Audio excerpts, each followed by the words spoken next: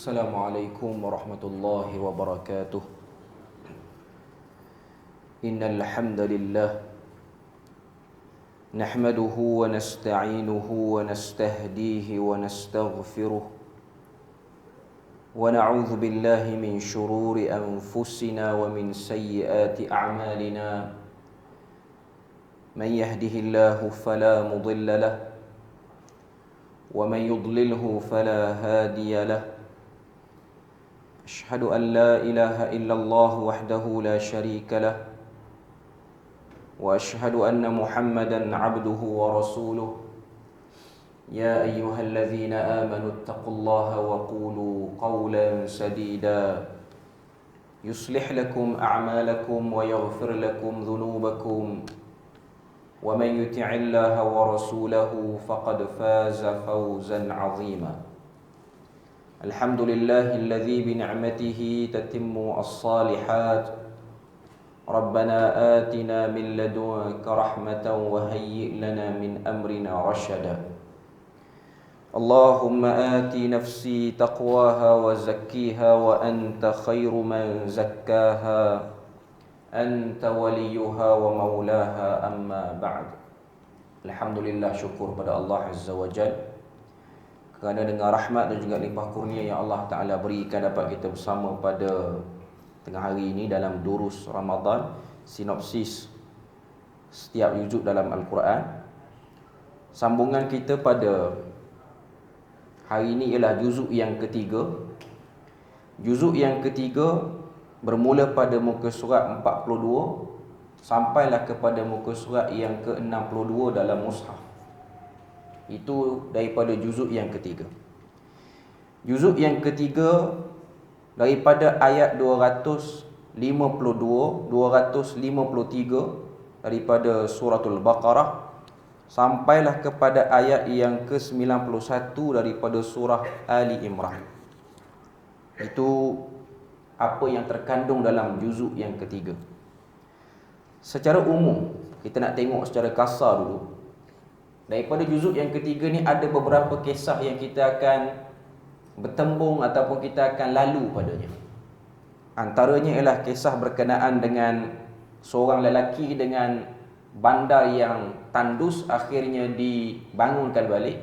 Sebahagian riwayat kata itu ialah Nabi Uzair. Selain pada itu ialah cerita Nabi Ibrahim. Dan selain pada itu ialah cerita Maryam yang kita akan jumpa dalam bahagian daripada surah Ali Imran nanti. Cuma secara umumnya yang boleh untuk kita nampak di sini ialah juzuk yang ketiga ni dia banyak cerita. Dia berbeza dengan juzuk yang kedua, dia banyak hukum hakam. Juzuk yang ketiga ni dia lebih tenang dengan cerita dan dia lebih mudah. Mungkin juzuk yang kedua ni dia banyak hukum-hukum berkaitan dengan berbagai-bagai hukum syariat lah yang ada dalam tu. Jadi juzuk yang ketiga ni dia datang dengan cara yang lebih santai. Juzuk pertama dia cerita, juzuk kedua dia syariat, juzuk ketiga dia cerita balik, lepas tu juzuk keempat tuan-tuan tunggulah esok apa orang nak cerita pula. Okey. Cumanya ialah itu yang kita boleh tengok dalam juzuk yang ketiga. Okey. Dalam juzuk yang ketiga ni dimulakan dengan ayat yang agung sekali, iaitu ayatul kursi. Kalau kita tengok dalam mushaf, ianya pada muka surat yang ke-42 ayat 255. Ianya seperti mana hadis yang diriwayatkan oleh Imam Muslim ketika mana Nabi bertanya kepada Ubay bin Ka'ab. Ubay bin Ka'ab ni kita maklum dia seorang sahabat Nabi yang elok bacaan Al-Qurannya, merdu bacaan Al-Qurannya, dan ianya juga menjadi imam bagi qiyam Ramadan pada zaman Umar Al-Khattab. Bahkan Nabi SAW memberikan pujian kepada bacaan Ubay bin Ka'ab ini, bacaan yang mirip dengan Jibril alaihissalam ketika mana diturunkan wahyu. Ini ialah pujian yang besar yang diberikan oleh Nabi kepada sahabatnya. Dan sudah pasti bacaan Ubay bin Ka'ab itu ianya bersifat bacaan yang merenungi maknanya. Sebab mustahil satu orang yang disifatkan seperti bacaan Jibril, waktu dia baca tu dia melilau ke lain. Dia satu orang yang berfokus bila mana dia baca. Okay. Kita tengok berkenaan dengan ayatul kursi. Ayat 255. Ayat kursi ni saya tak baca lah kot sebab kita semua maklum ayat kursi ni apa dia. Dan ianya menjadi satu bacaan yang mesti dibaca tiap-tiap hari. Dan kita mungkin maklum berapa kali kita kena baca sehari ayat kursi ni. Minimum 8 kali. 5 kali selepas selesai salat fardu, sekali pagi, sekali petang dan sekali sebelum tidur. Ayat kursi ni kalau kita tengok apa yang menarik di dalamnya ialah nama Allah Azza wa Jal disebut sebanyak 17 kali. Disebut sebanyak 17 kali. Sama ada disebut secara infirad, secara tunggal nama itu, ataupun dia bergabung dengan kata ganti nama yang lain, dengan dhamir yang lain. Cuma poinnya ialah dalam ayat kursi 17 kali nama Tuhan disebut. Kenapa? Kerana ingin meletakkan dalam jiwa orang yang membaca ayat kursi ini, tiada apa yang perlu diagungkan dalam dunia, tiada apa yang perlu dirungsingkan pada urusan dunia bila mana anda membaca ayat kursi. Sebab tu antara kelebihan kita baca ayat kursi ni ialah Allah Ta'ala akan menjaga kita sepanjang malam. Dan tiada penjagaan yang lebih baik melainkan penjagaan daripada Allah Azza wa Jalla. Sebab tu kalau kita perasan ayat kursi ni dia datang selepas daripada cerita perang Talut dan Jalut pada juzuk yang kedua. Kita tahu dalam peperangan itu, sulit peperangan itu, dan Allah Ta'ala ingin menunjukkan yang hebat pada Talut itu kehebatan asalnya daripada Allah Azza wa Jalla. Sebab tu selepas datang cerita Talut dan Jalut tu, Talut menang. Dalam tentera Talut tu ada Nabi Daud, yang tu pada juzuk yang kedua. Saya tak sentuh secara terperinci sangatlah. Cuma datang juzuk yang ketiga, Tuhan cerita tentang diri dia, iaitu ayat kursi. Supaya kita tidak terpengaruh dengan cerita dalam Talut dan Jalut tu lalu kita hebatkan Talut. Tiba-tiba datanglah hati ni rasa kemas betul Talut ni, sehingga kita terlupa membesarkan Allah Azza wa Jalla. Sebab tu dia datang, dia balance pada juzuk yang ketiga ni. Permulaannya ini cerita sebenarnya kehebatan apa-apa saja yang selain daripada Allah Azza wa Jalla, ianya ialah kehebatan yang sementara, kehebatan yang bertempoh, kehebatan yang akan ada waktu sirnanya, waktu hilangnya. Okay. Jadi ayat kursi kenapa kena baca? Kerana untuk sentiasa kita nampak Allah Azza wa Jalla paling besar.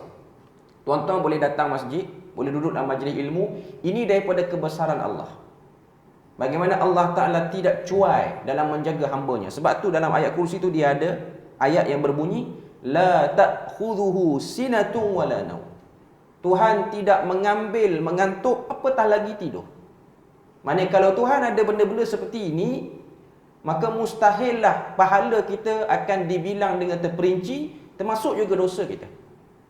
Bagaimana Allah Azza wa Jalla dia punya kerajaan dia tersusun rapi, sehingga benda-benda yang kecil pun tidak dicuaikan. Sebab tu kalau kita rasa kita kenal diri kita, kita tak kenal lagi diri kita. Hatta tuan-tuan tak tahu secara mendalam apa yang ada pada diri tuan-tuan sekarang. Daripada bilangan rambut dan bulu roma, daripada bilangan kerdipan mata. Kerdipan mata, kita ni mengerdipkan mata berapa kali? Tuan-tuan ni daripada awal kuliah ni, daripada sekarang walaupun baru berapa minit, dah berapa kali kerdip mata? Bilang? Tak bilang? Kalau kata kenal diri, kena bilang, kena tahu sehari berapa kali saya kerdip mata. Tapi sebab kita tak bilang, sebab kita serahkan itu kepada Allah Azza wa Jalla, Allah Ta'ala yang mengurus. Nanti tuan-tuan buka puasa nanti, waktu makan, makanan tu kita makan, minuman tu kita minum, kita serahkan pada Tuhan. Zat-zat yang dalam makanan tu, badan kita serap dan badan kita buang benda yang tak perlu. Kalau Tuhan serahkan pada kita, kita penat. Akhirnya kita tak boleh buat apa. Kita hanya duduk dalam keadaan mengklasifikasikan makanan. Kalau tak percaya, tuan-tuan tengok orang yang duk jaga badan, yang duk kira kalori. Penat perbuatan tu. Tapi tak apalah, dia ada something benefit dia. Cuma nak kata ni, dia akan jadi penat. Sebab itu ialah kerja yang menyusahkan. Walaupun orang kata baguslah jaga kalori ni, memang bagus pun. Tapi kenapa pada zaman Nabi benda tu tak diadakan, tak wujud? Bukan kata tak boleh kira. Cuma nak katanya pada zaman dulu makanan tak bervariasi, tak banyak macam kita. Macam kita ni makanan banyak, akhirnya kita jadi penat. Tapi kasih sayang Tuhan, dengan makanan yang banyak tu pun Tuhan jadikan badan kita ni boleh kenal mana yang perlu, mana tak perlu. Jadi sepatutnya bila baca ayat kursi itu memang mengagungkan Allah Azza wa Jalla. Sepatutnya bila mana kita membaca ayat kursi selepas selesai salat, waktu pagi, petang, sebelum tidur, kita sedang meletakkan diri kita berpaut kepada dia. Dan dia nak sebut dia sempurna. Lepas pada ayat kursi, ayat 256 pada muka surat yang sama, tiba-tiba datang ayat yang cerita la ikraha fiddin. Yang ni kita boleh tengok dalam mushaf, masih lagi pada muka surat yang ke-42 tu. Tuhan kata la ikraha fiddin. Tiada paksaan dalam agama ni. Maknanya para ulama sebut, apa hikmah ayat ni? Hikmah ni datang selepas pada cerita tentang kesempurnaan Tuhan dalam 255 tu, Baqarah tu, ayat kursi tu. Semua cerita kesempurnaan Tuhan. Dia tak mengantuk, dia tak penat jaga. Wala yauduhu hifdhuhuma. Tiba-tiba datang ayat tiada paksaan dalam agama. Ini ialah ciri benda tu kalau betul, dia tidak akan terganggu gugat dengan orang-orang yang nak terima dan orang yang nak tolak. Sebab tu satu benda tu kalau dia bersifat kebenaran, dia bersifat betul, dia tak akan terpengaruh dengan orang terima dan orang tak terima. Tak terpengaruh. Dia beza dengan agama yang tak betul, dia akan paksa orang untuk anut agama dia. Tapi Islam, dia memberi ruang. Okay, kalau kamu tak percaya, take time, you can investigate. Kamu boleh kaji agama tu. Tengok kat mana tak betul. Lepas tu buat perbandingan dengan agama-agama lain. Sebab ianya ialah ruang yang terbuka. Kita kalau kita tak jahat, orang kata kita jahat, kita tenang je. Kita minta orang tu buktikan kat mana jahat kita. Kita relax. Kita tak paksa apa-apa. Kita tak macam kalut, nak panggil orang, nak kumpul orang, nak suruh bantu dia. Tak perlu. Itu ialah sifat agama. Dan itu ialah sifat kesempurnaan Allah Azza wa Jalla dalam memberikan agama ini. Kemudian ayat yang seterusnya, ayat yang ke-257, kalau kita tengok dalam mushaf, muka surat sebelah dia, muka surat yang ke-43, Allahu waliyul ladzina amanu yukhrijuhum minadh dhulumati ilan nur. Allah Ta'ala yang menjadi penjaga kepada orang beriman. Macam mana Tuhan jaga orang beriman? Yukhrijuhum, dikeluarkan mereka berterusan. Sebab tu kalau kita baca terjemahan, dia mengeluarkan mereka. Dia kurang lagi tu terjemahan tu. Orang yang belajar bahasa Arab dia akan tahu perkataan yukhrijuhum itu ialah fa'il mudhari'. Bila mana fa'il mudhari' ada dalam satu-satu ayat dalam Al-Quran, dia bermaksud perbuatan yang berjalan sampai kiamat, sampai sekarang. Macam mana Tuhan menjadikan orang beriman itu selamat? Dia sentiasa mengeluarkan orang-orang beriman itu daripada kegelapan yang berlapis-lapis. Sebab tu perkataan zulumat tu dia datang dalam bentuk jamak. Banyak gelap. Makin dekat kita dengan akhir zaman, makin banyak gelap. Gelap itu boleh juga dipahami dengan fitnah. Fitnah yang berbagai-bagai. Sebab Nabi sebut akan datang satu masa fitnah itu seperti potongan malam yang gelap. Tiada apa yang boleh membantu kita melainkan Allah Ta'ala. Tak ada siapa yang boleh menolong kita melainkan Allah Azza wa Jalla. Jadi Allah Ta'ala kata, akulah wali. Maknanya akulah yang akan menjaga kamu.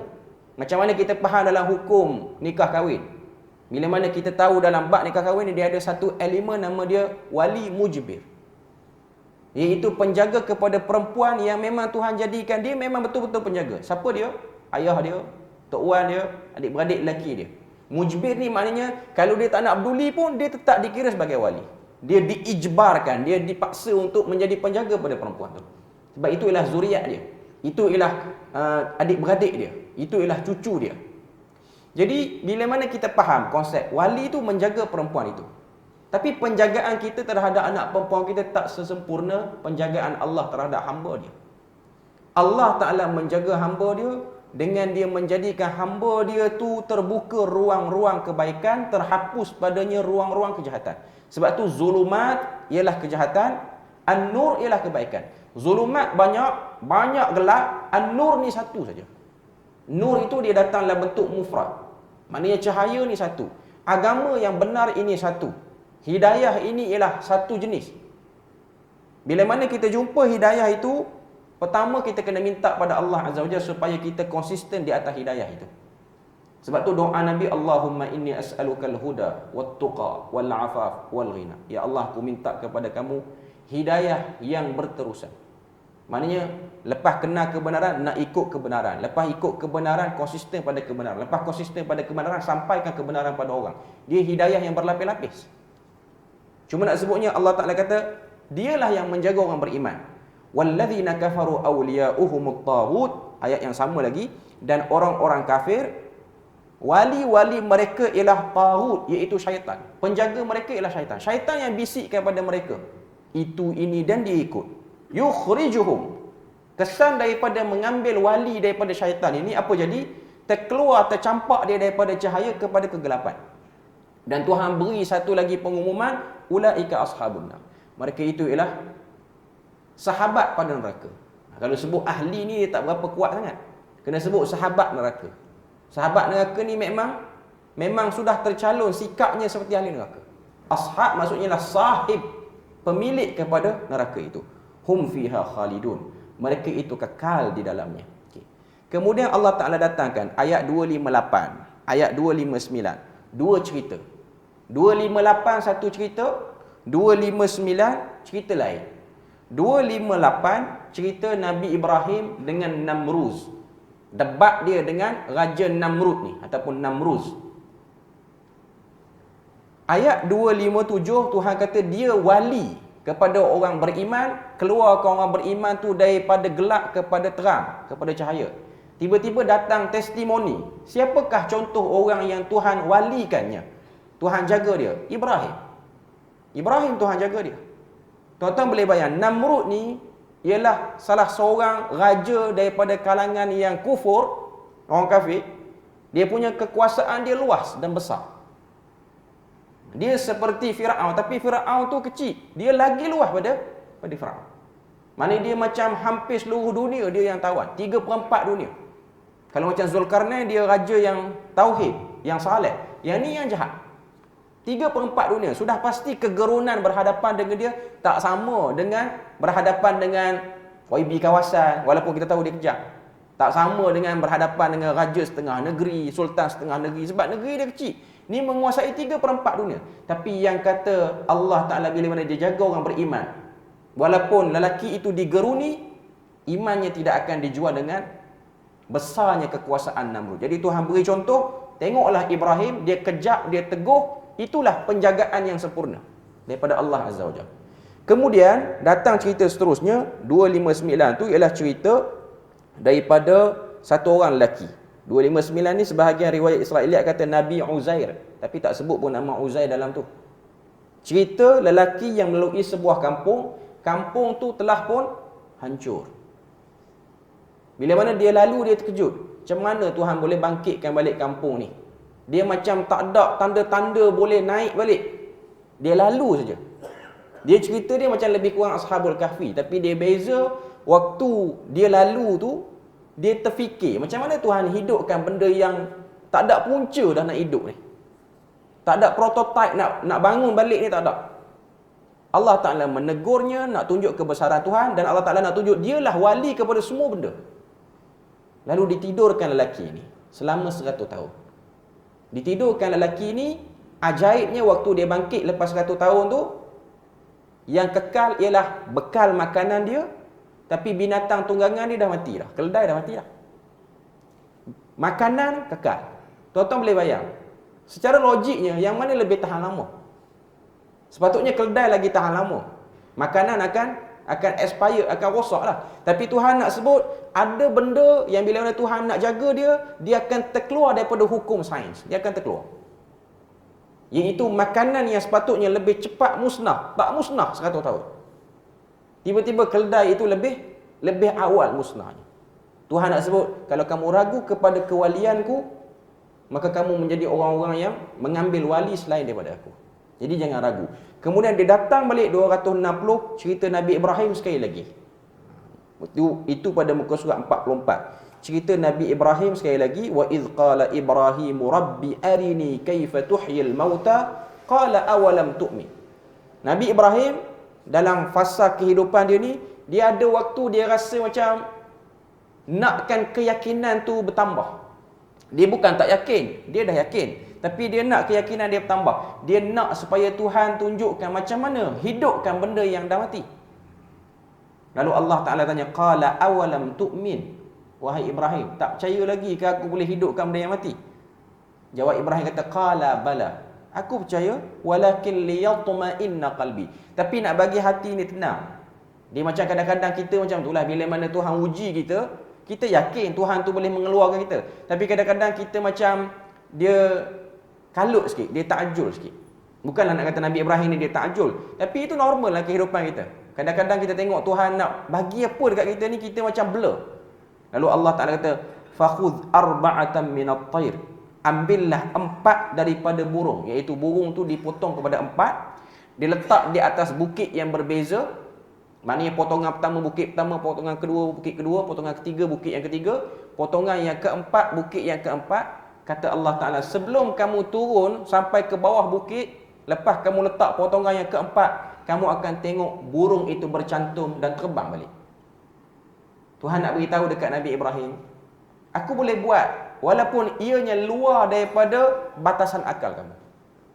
Maknanya kita baca juzuk ketiga ni, kita baca juzuk 3, kalau kita ada masalah yang besar dalam hidup, kalau kita ada kesulitan yang sangat-sangat berat dan besar untuk kita hadapi, kita baca juzuk ketiga ni, dia macam boleh angkat benda tu. Kalau kita betul-betul faham lah. Maknanya segala masalah yang kita hadapi di dunia ni tidak sulit untuk Allah Azza wa Jalla, selama mana satu orang hamba tu dia mengikat keyakinan dia kepada Allah Azza wa Jalla. Itu yang penting. Okay. Kemudian 261, 262 masih lagi muka surat yang ke-44 dalam mushaf. Ini ialah ayat berkenaan dengan amalan bersedekah. Dia sebenarnya 261 sampai 274. Iaitu sampai muka surat yang ke-46, sampai kepada ayat allazina yunfiquna amwalahum bil-laili wan-nahari sirran wa alaniyah falahum ajruhum 'inda rabbihim wala khaufun 'alaihim wala hum yahzanun. Jadi ayat 261 sampai 274. Lebih kurang 2 muka surat setengah. Cerita tentang kelebihan bersedekah. Tambah kita duduk dalam bulan Ramadan ni, bersedekah, infak lagi dituntut. Allah Ta'ala sebut pada ayat 261, perumpamaan orang-orang yang infak harta di jalan Allah seperti menanam benih. Daripada benih tu keluar 7 tangkai, daripada 7 tangkai tu setiap satunya keluar 100 biji. Tuhan tak mention ini padi ke, ini gandum ke, tapi Tuhan mention ianya seperti tanaman. Ianya satu tanaman yang luar daripada jangkaan kita. Macam mana Tuhan jadikan biji benih yang kecil, akhirnya tumbuh padanya pokok yang banyak hasilnya. Tuhan nak beritahu, jangan hiraukan amount berapa yang kamu nak sedekah, tapi buatlah dulu. Sedekah aja dulu. Daripada sedekah yang kecil itu, kerana ikhlasnya akan membuahkan kebaikan yang banyak. Sebab tu jangan ragu dalam bersedekah. Terus bagi. Tak payah fikir. Sebab peluang yang datang ketika mana kita nak sedekah tu, dia tak akan datang lagi pada kali yang akan datang seterusnya. Melainkan waktu tu kita dapat peluang, kita bagi terus. Ada RM1, RM2 kita bagi. Ada lebih kita bagi lagi. Cuma nak sebutnya ianya ialah sesuatu yang kadang-kadang meragukan manusia. Sebab tu kalau kita tengok pada ayat yang ke-261 sampai 274 ni, Tuhan cerita tentang tata cara bersedekah. Antaranya ialah lepas pada sedekah, jangan ungkit-ungkit lagi sedekah tu. Buat diam je. Seperti mana anda beri sesuatu, lepas tu anda diam kan. Tak ingat pun benda tu, lupakan benda tu. Jangan jadikan kebaikan yang kita buat itu sebagai benda yang kita demand pada Tuhan. Aku dah bagi dah, kenapa tak dapat itu, tak dapat ini? Tak boleh. Itu ialah tata cara yang ada. Kemudian bahagian seterusnya dalam juzuk ketiga ni, ayat 275, yang tu muka surat yang ke-47, sampailah ayat yang ke-280. 82. Allah Ta'ala cerita tentang satu elemen yang ada dalam kehidupan manusia ni ialah meminjam, berhutang. Macam mana nak berhutang? Tata cara berhutang. Itu disebut. Jangan ada terlibat dengan riba. Jangan orang kata apa ambil mudah dengan riba. Tinggal bahagian-bahagian daripada yang pernah ambil dulu. Lepas pada tu ayat yang paling panjang dalam surah Baqarah, kalau kita tengok muka surat 48, itu ayat terpanjang dalam surah Baqarah. Satu muka surat, satu ayat. 15 baris. Ayat tu ialah tata cara pengurusan hutang. Muka surat 48 dalam mushaf. Kalau kita baca, kita akan tengok macam mana Tuhan jadikan hutang ni perlu diurus dengan baik.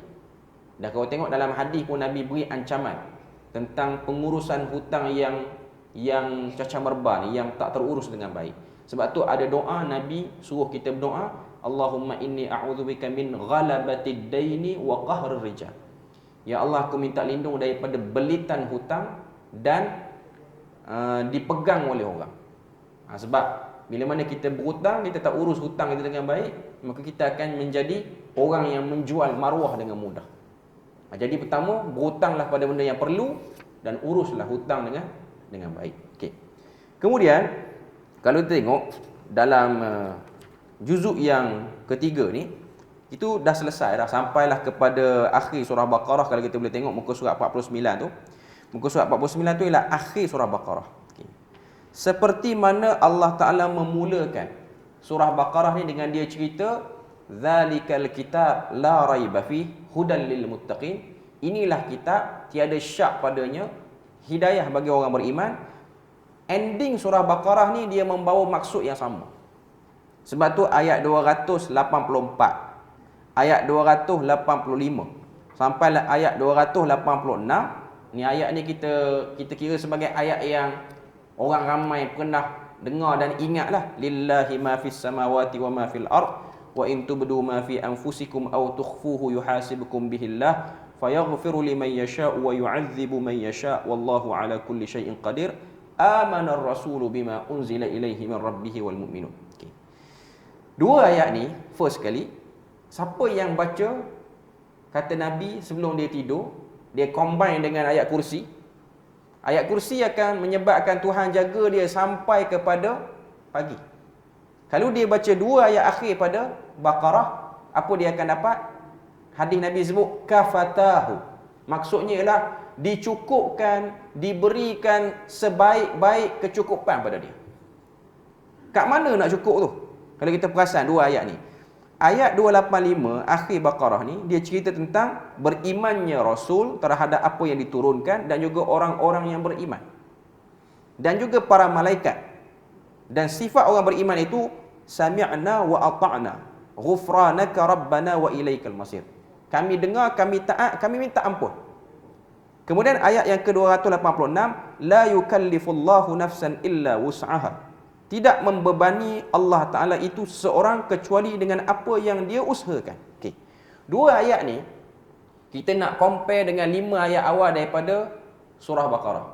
5 ayat awal cerita tentang Quran, cerita tentang orang beriman, cerita tentang orang yang diberi hidayah, dia percaya beberapa elemen benda gaib. Lepas tu nak compare, nak banding dengan 2 ayat akhir daripada surah Baqarah ni. Kalau kita letak sebelah-sebelah, walaupun ayatnya berbeza, tapi isi kandungan dia lebih kurang. 15 Baqarah, 285, 286 Baqarah ni letak sebelah, dia sama. Rupanya berbeza, tapi dia datang daripada sumber yang sama. Dia datang daripada tema yang sama. Iaitu tema nak dapat keimanan, kena beriman pada Quran dulu. Memanglah beriman pada Allah tu utama. Cuma nak dapatkan lebih lagi keimanan, satu orang tu kena meletakkan diri dia hebatkan Quran. Sebab tu tuan-tuan, kalau kita nak sampaikan Quran kepada orang-orang yang non-Muslim, caranya ialah kena bagi dia nampak apa beza Quran dengan buku dia orang.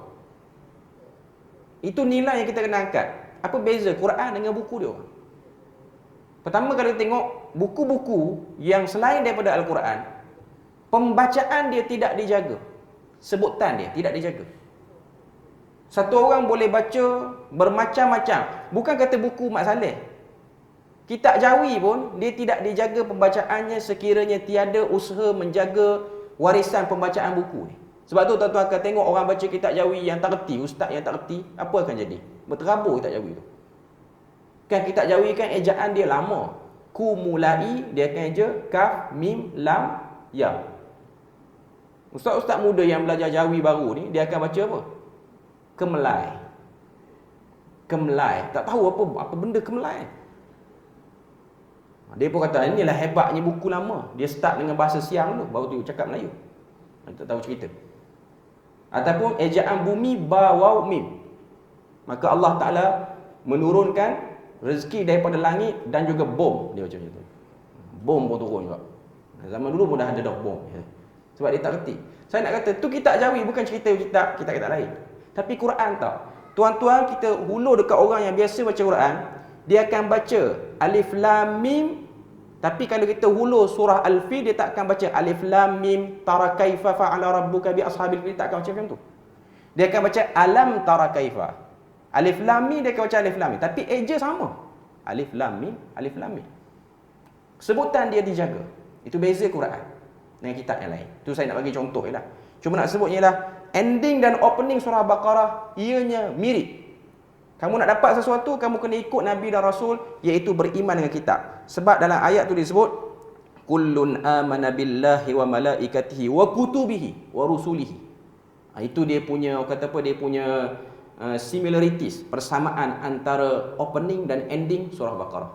Overall kita dah selesai lah untuk surah Baqarah ni. Okay. Untuk Ali Imran, kita punya masa tak banyak, cuma saya nak kongsi juga beberapa benda. Okay. Dalam surah Ali Imran ni, dia tak semualah, tak merangkumi semua 200 ayat, cuma 91 ayat saja. Okay. Dalam surah Ali Imran, kita akan tengok apa yang paling jelas sekali dalam surah Ali Imran ni. Pertama, keluarga Imran. Yang kedua, Maryam tu sendiri. Keluarga Imran dan juga Maryam. Masa kita tak panjang, cuma kalau kita tengok dalam awal-awal surah Ali Imran ni, dia membawa benda yang sama macam yang ada dalam Baqarah. Ayat 4 khususnya, dia cerita tentang kemuliaan Al-Quran. Min qablu hudal linnasi wa anzalal furqan. Itu ayat yang keempat. Kemudian ayat yang ke-19, sekali lagi Tuhan sebut, ayat 19 ni kita boleh tengok pada muka surat yang ke-52. Innad dina indallahil Islam. Ini ialah keagungan agama Islam. Sebab surah Baqarah dicerita tentang perangai Yahudi keseluruhannya. Surah Ali Imran dia cerita tentang orang Kristian. Sebab dua kelompok ini pada zaman Nabi ialah kelompok yang sangat jelas penentangan dia terhadap risalah dakwah tauhid yang dibawa oleh Nabi. Halangan terbesar daripada zaman Nabi sampai sekarang ialah Yahudi ada ideologi dia, Kristian ada ideologi dia dalam agama. Dan yang lebih bahaya lagi, orang Islam mula menyerap sikap Yahudi dan juga sikap Kristian dalam hidup dia. Sebab tu bila mana Nabi sebut dalam satu hadis, Nabi kata anak yang lahir itu ianya seperti fitrah.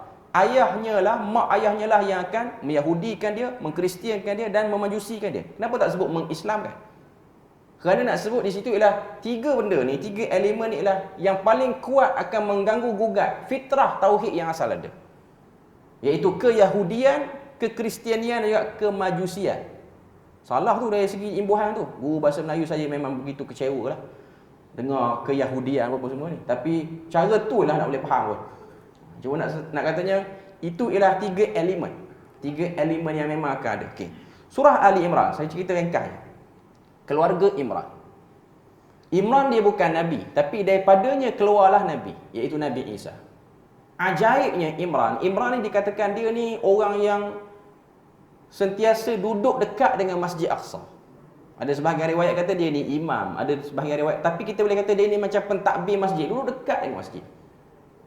Orang yang duduk dekat dengan masjid ni, dia membentuk jiwa akhirat dia ada jiwa akhirat. Sebab tu kalau tuan-tuan rasa macam serabut dunia, pergilah ke masjid, datanglah masjid. Masjid akan filter kita daripada urusan-urusan dunia yang tak akan selesai sampai bila-bila pun. Bila mana Imran ni dia dekat dengan Masjid Aqsa, dia dan isteri dia, akhirnya dua orang pasangan suami isteri ni, dia ada rasa nak bernazar kalau ada anak tu nak jadikan sebagai perkhidmat kepada Masjid Aqsa. Cuma dalam dia punya kefahaman umum dia, yang boleh cover urusan masjid ni mestilah jantinanya lelaki. Tapi Allah Ta'ala memberi sesuatu kepada pasangan suami isteri ni, Imran dan juga isterinya, ialah perempuan. Walaysa dzakaru kal untha. Allah Ta'ala sebut dalam surah Ali Imran ni. Maknanya Allah Ta'ala nak cerita kepada kita bahawasanya bila mana kamu meminta, aku akan memberi. Tapi waktu aku memberi itu, dia mungkin tak akan dapat difahami oleh pihak yang menerima. Kita minta dengan Tuhan, nak itu, nak ini. Tak salah, kita boleh minta apa saja kita nak minta. Tapi waktu Tuhan memberi jawapan, kadang-kadang dia beri jawapan dalam keadaan kita tak faham jawapan tu. Tapi ialah jawapan kepada permintaan kita. Datanglah Maryam, jantinanya perempuan. Dia ada stigma daripada kalangan masyarakat awal sampai sekarang ni pun, bila mana perempuan je dia akan terbatas, dia tak boleh buat banyak benda. Tapi Allah Ta'ala jadikan Maryam yang berada pada jagaan Zakaria pada waktu itu, berlaku benda yang pelik. Biasa orang perempuan, Dia disinonimkan dengan bab-bab berkaitan dengan pengurusan makanan. Maknanya sedia makanan, berkhidmat pada suami dia, ayah dia, apa semua. Sediakan makanan lah, uruskan rumah. Allah Ta'ala dia upgrade Maryam lebih daripada penyediaan makanan, tapi penarik makanan tanpa perlu disediakan. Itu keajaiban Maryam. Maryam ni bila mana dia beribadah, setiap kali dia beribadah, turun buah-buahan makanan daripada langit yang tak perlu diolah apa-apa. Just ambil je. Tuan-tuan, kalau orang perempuan pandai masak dengan orang perempuan yang pandai tarik makanan, mana lagi jimat masa? Orang perempuan pandai masak, dia suruh kita beli barang dapur. Kita yang pening pergi boronde beli tu. Ni dia ada perempuan, dia duduk doa je, makanan dah siap dah. Itu lagi jimat. Yang ni kalau bayar 50,000 mas kahwin pun padat. Tak payah buat apa-apa. Dia doa turun, dia doa turun. Kita tak payah pergi pasar, kita boleh jimat masa, boleh buat banyak benda. Lagi hebat daripada perempuan yang lain. Pada peringkat awal, pasangan suami isteri ni rasa macam lelaki lah boleh jaga. Tapi tak. Dia beribadah di Masjid Aqsa lebih hebat daripada lelaki. Dan bila mana Allah Ta'ala memberi sesuatu kepada kita, dengan benda yang kita nak, lalu Allah Azza wa Jalla juga akan menguji kita dengan sesuatu yang kita tak boleh jangka.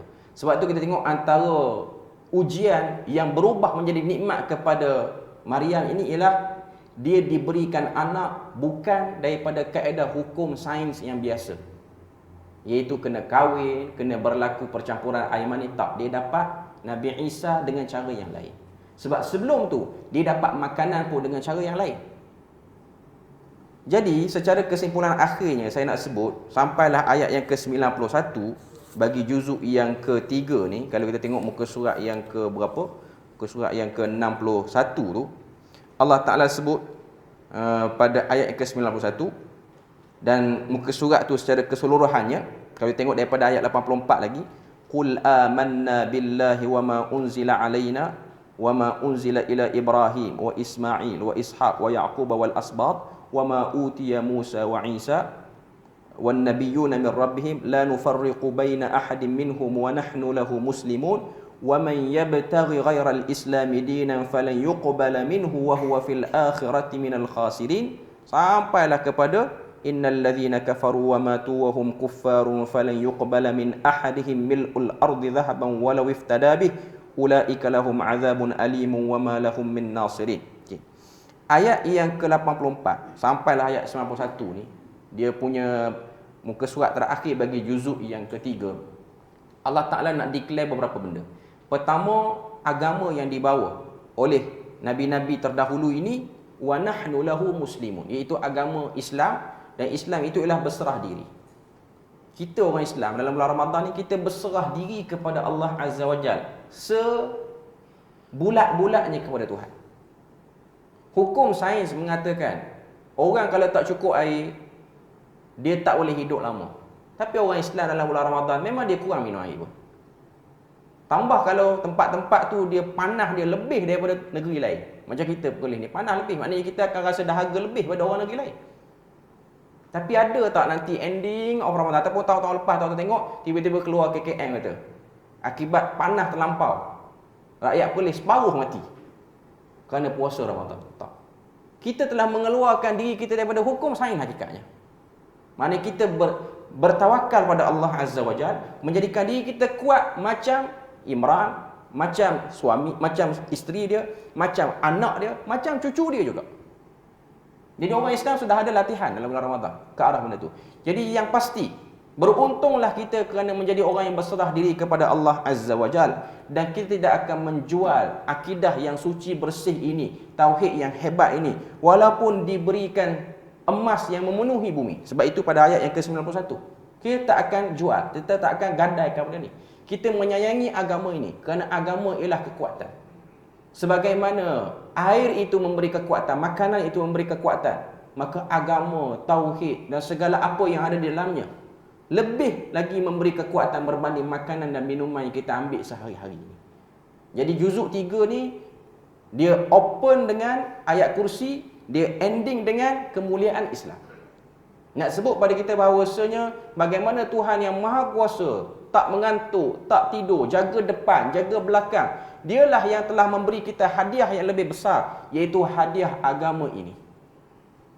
Sebab tu antara benda yang paling utama untuk disyukuri ialah agama Islam tu sendiri. Jadi alhamdulillah kita berpada di situ untuk pagi ini, untuk tengah hari ini, maaf biasa kuliah pagi kot. Okay. Jadi kita berpada di situ je untuk tengah hari ini. Moga Allah Taala beri rahmat dan berkat. Subhanakallahumma wa bihamdik asyhadu an la ilaha illa anta wa astaghfiruka wa atubu ilaik. Wassalamualaikum warahmatullahi wabarakatuh.